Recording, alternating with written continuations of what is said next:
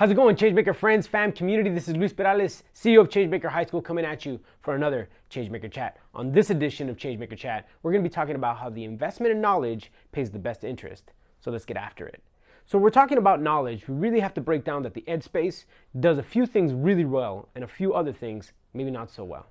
But before we get there, let's look at a famous quote from Cesar Chavez, a civil rights leader who helped fight for farm worker rights. Cesar Chavez once said that an individual who was educated can never become uneducated. And so when we talk about education, and in Spanish, educación, education has a double meaning. So this is where we talk about schooling and knowledge. Education, in that Spanish sense, has a connection to these two sides of oneself. That means that to be educado and to have educación means two different things that actually work in tandem. Most of the time in our communities, we're looking at how does education fit in a formal setting and an informal setting. And so when we talk about investing in knowledge, we're talking about those two settings.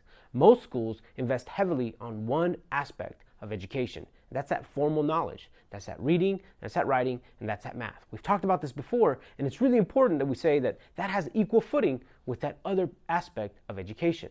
Schooling and education can actually go tandem, one and one together. So when we talk about education here at Changemaker High School, we're talking about these two halves that can make a whole for our young people and for our communities.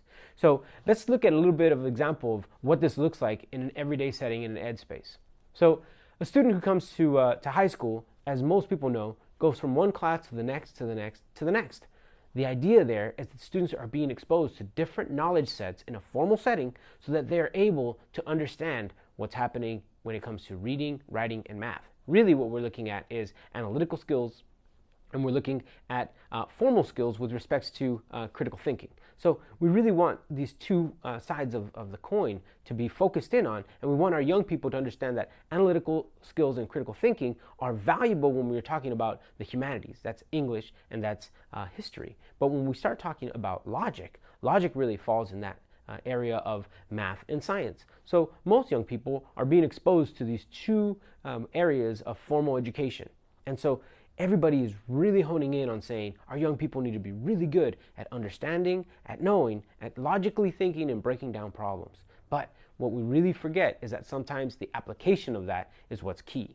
So for us, we invest not only in that analytical and that logical level, but we also focus in on that practical application. That practical application for us looks like young people doing ventures, doing projects, and getting out into the community to make a difference. Because if you're learning, then that knowledge needs to be put into practice. Again, as Cesar Chavez said, somebody who is educated can never become uneducated. And we don't just want that to exist within the four walls of a classroom, or even within the gates of a school. We want that education and that knowledge to exist outside of the school so that young people can utilize the skill sets that they're gaining here and then go out and apply them in the best of ways. Now, we're not just talking about doing that in the short term, we're also thinking about the long term. So with our latest venture, we're looking at developing a kindergarten to PhD program, the first kinder to PhD program in the country, a K-20.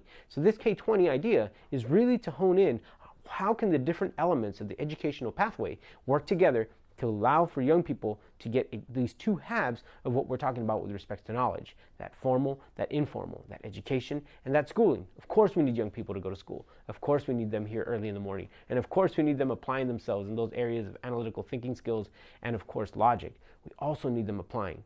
That's why we've partnered with Michigan Academy and Prescott College, because those two institutions have actually put forth models that do exactly that.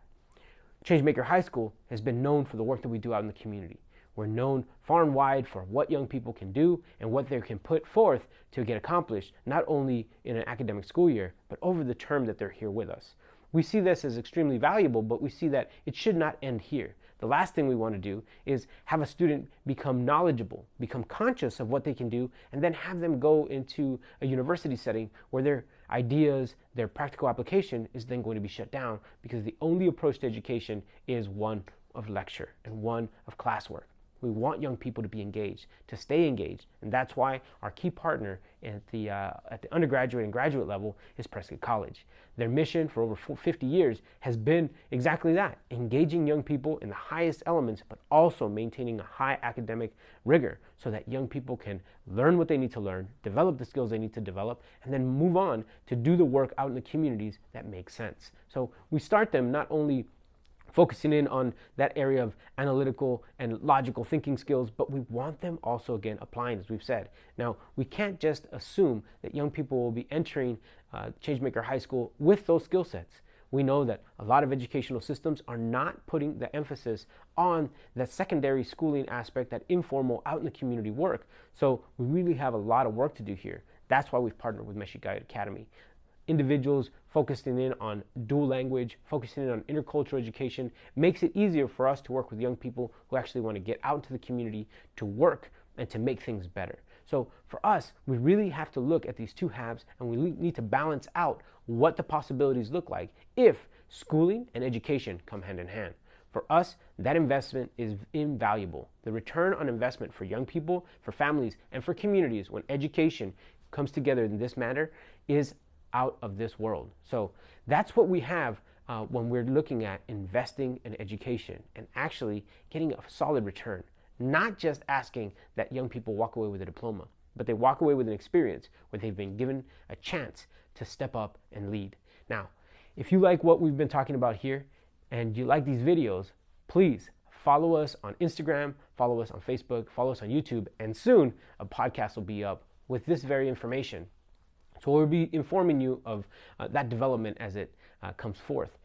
Also, if you're interested in this type of education or you know somebody who would be, please help and share this information with them. You can guide them to our website, www.changemakerhighschool.org/intent-to-enroll, and we could set them up with a tour or to speak to somebody here at the school.